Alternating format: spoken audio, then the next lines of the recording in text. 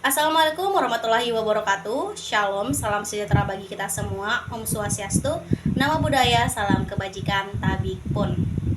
Pada kesempatan kali ini, izinkan kami untuk mempresentasikan hasil diskusi kami dengan judul Analisa Sumur berdasarkan data log.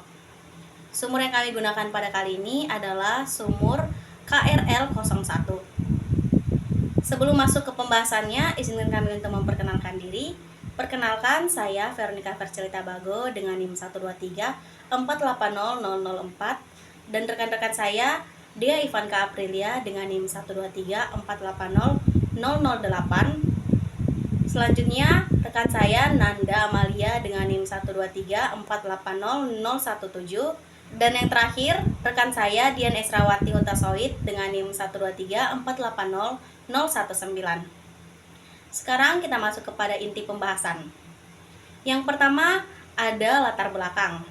Latar belakang dilakukannya analisis ini adalah karena analisis data log adalah tahapan yang krusial dalam evaluasi formasi minyak dan gas.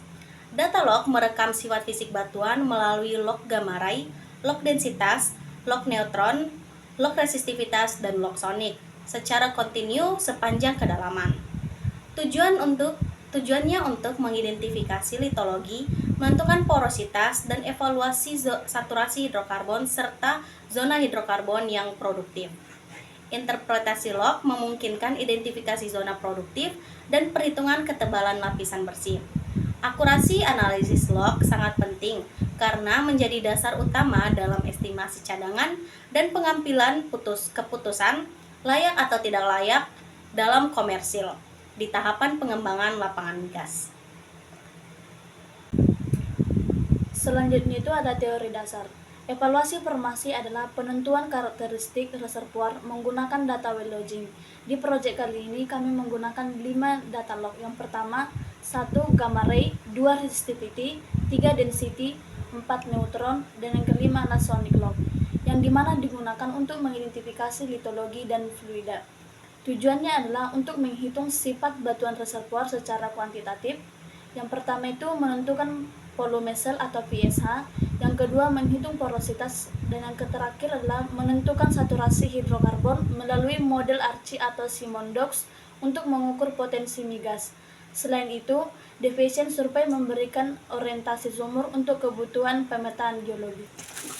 Selanjutnya masuk ke pembahasan, di mana terdapat 2 zona prospek. Yang pertama zona pada kedalaman 1450 sampai 1650 meter, yang dimana ini hanya dapat diinterpretasikan sebagai reservoir secara litologi karena tidak tersedia data resistivitas dan juga neutron density, sehingga jenis fluida seperti oil, gas, atau water tidak dapat ditentukan. Kemudian zona yang kedua terdapat pada kedalaman 2400 sampai 2650 meter, di mana menunjukkan perubahan fluida secara vertikal, ditandai oleh resistivitas tinggi pada bagian atas yang mengindikasikan hidrokarbon dan penurunan resistivitas ke arah bawah yang mengindikasikan zona transisi hingga zona air. Pola ini mengindikasikan kemungkinan kontak gas air atau gas water kontak. Lalu adapun kesimpulan, terdapat 2 zona prospek yaitu pada interval kedalaman 1450 sampai 1650 meter dan 2400 sampai 2650 meter. Fluida dominan dan dapat diidentifikasikan adalah gas yang terindikasi pada bagian atas zona 2400 sampai 2650 meter. Sedangkan pada zona 1450 sampai 1650 meter jenis fluida belum dapat ditentukan karena keterbatasan data log. Sekian hasil presentasi dari kami. Jika ada salah kata, kami mohon maaf. Kami pamit undur diri. Wassalamualaikum warahmatullahi wabarakatuh.